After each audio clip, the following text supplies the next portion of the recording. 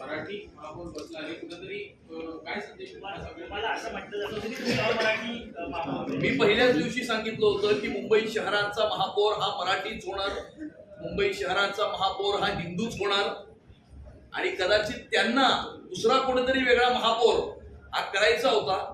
त्यामुळे त्यांचं कटकारस्थान हे मुंबईकरांनी आणि मराठी माणसांनी उधळून लावलेलं आहे आणि मुंबई शहराला हिंदू, मराठी, कोकणी, मालवणी महापौर हा लावलेला आहे. सरकारनं आणि अनेक काळातले घोटाळे बाहेर करताना पाहायला मिळाले. मुंबई महानगरपालिकेवर तुमची सरकारने महापौर तुमचा आता बसलेला आहे. जेव्हा पहिली महासभा होईल या पहिल्या महासभेमध्ये 5 कार्यक्रमांमध्ये काय काय कार्यक्रम असतील तर ते आमचे महापौर, उपमहापौर, सभागृह नेते हे जाहीर करतीलच. पण मातृशक्तीचं नेतृत्व हे मुंबईच्या महानगरपालिकेला लाभलेलं असून मला हा पूर्ण विश्वास आहे की आई जगदंबेसारखं भ्रष्टाचाराला कायमचं, ज्या भ्रष्टाचाराला उद्धव ठाकरेंनी या मुंबईच्या महानगरपालिकेमध्ये जन्म दिला होता, त्या भ्रष्टाचाराला आई जगदंबेच्या आशीर्वादानं मातृशक्ती कायमचं उखडून फेकून दे.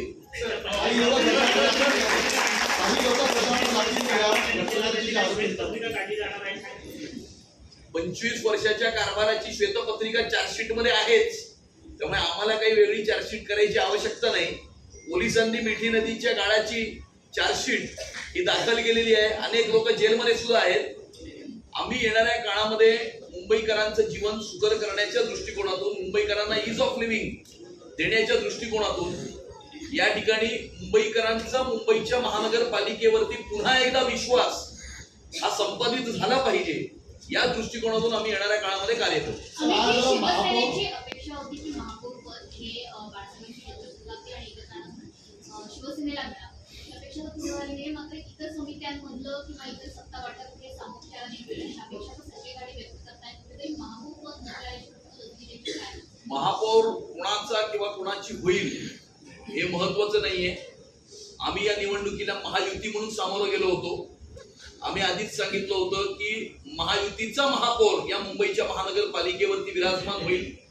निवडून आल्यानंतर आम्ही हे सांगितलं होतं की 118 नगरसेवक आणि नगरसेविका जे निवडून आलेले आहेत त्यांच्यापैकी एक कोणीतरी महापौर होईल. त्याचप्रमाणे त्या 118 पैकी महापौर झालेले आहेत, उपमहापौर झालेले आहेत आणि त्यामुळे कुठल्या पक्षाचा महापौर किंवा उपमहापौर होईल ह्याच्यापेक्षा महत्वाचं मुंबईच्या महानगरपालिकेला भ्रष्टाचाराच्या विळख्यातून बाहेर काढणं, मुंबई शहराची प्रगती घडवून आणणं आणि मुंबई शहराची सुरक्षितता अबाधित ठेवणं हे क्रमप्राप्त आहे.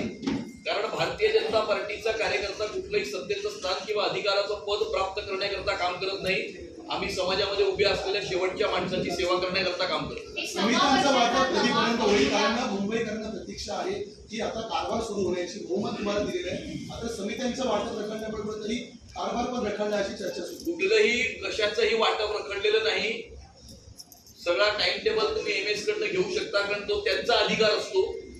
ते जसं टाइम टेबल घोषित करतील त्यानुसार समित्यांच्या निवडणुका, प्रभाग समित्यांच्या निवडणुका, सगळ्या निवडणुका पार पडतील. त्यामुळे त्याचा टाइम टेबल तुम्ही त्यांना विचारा. 1.25 लाखाचा उल्लेख, 1.25 वर्षाचा उल्लेख जो केलेला आहे या सगळ्या फॉर्म्युल्यामध्ये तो नेमका काय आहे? कारण एकनाथ शिंदे यांच्या शिवसेनेकडनं उपमहापौर पदासाठी 1.25 वर्षाचा उल्लेख आहे.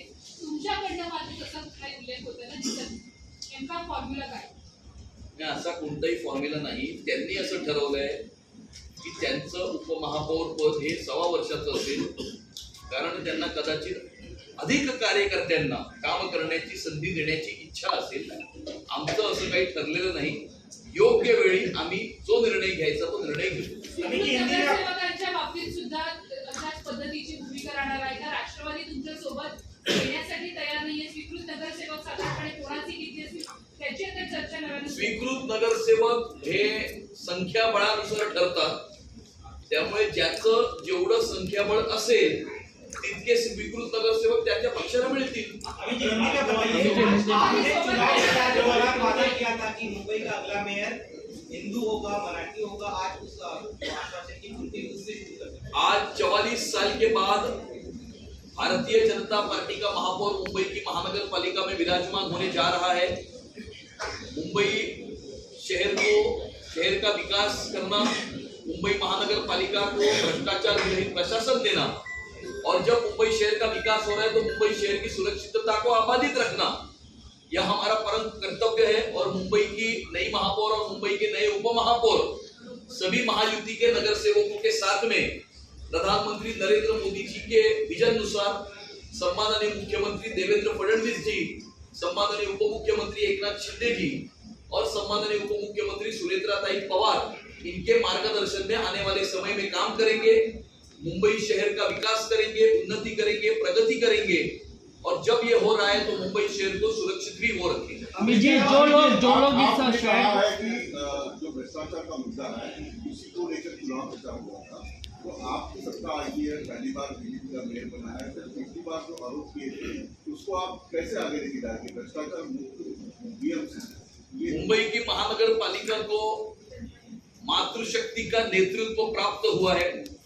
मुझे ये पूरा विश्वास है कि मां जगदम्बा के आशीर्वाद से जिस भ्रष्टाचार को उद्धव ठाकरे ने इस मुंबई की महानगर पालिका में जन्म दिया था, उस भ्रष्टाचार को हमारी मातृशक्ति हमेशा हमेशा के लिए उखाड़ के फेंक देगी। अमित जी, जो लोग ये सपना देख रहे थे कि शहर का मुख्य मुंबई महापालिका रुग्णालयाची दयनीय अवस्था आहे, औषधाचे अमित जी, जो लोग ये सपना देख रहे थे कि इस शहर का मेयर खान और पठान को बनाएंगे, ऐसे लोगों को आज क्या जवाब देना चाहेंगे आप? MIM की 8 हमको पार्षद ऐसे लोगों को जवाब देने की आवश्यकता ही नहीं है। मुंबईकरों ने ही ऐसे लोगों को जवाब दिया है, और मुंबई का महापौर खान कौन करना चाहते थे ये तो आपको अच्छी तरह से पता है। उन लोगों को मुंबईकरों ने और मुंबई के मराठी आदमी ने कड़ा जवाब दिया है। अमित जी, आप हमेशा चुनाव में जैसे भ्रष्टाचार के मुद्दे पर मातोश्री का जिक्र करते थे, कफन चोर, खिचड़ी चोर होते थे, क्या अब आपकी सत्ता आई है, ये जांच मातोश्री के दौर तक जाएगी या नहीं, या सिर्फ आरोप रह जाएगा? नहीं, ये जांच तो चल ही रही है। मिट्टी नदी के घोटाले की जांच चल रही है, उसमें चार्जशीट फाइल हुई है, उसमें काफी लोग उसमें अरेस्टेड भी है। पुलिस अपना काम, जो यंत्रणा है वो अपना काम करेगी। हम आने वाले समय में मुंबई महानगर पालिका को भ्रष्टाचार मुक्त करने के हेतु से आने वाले समय में काम करेंगे।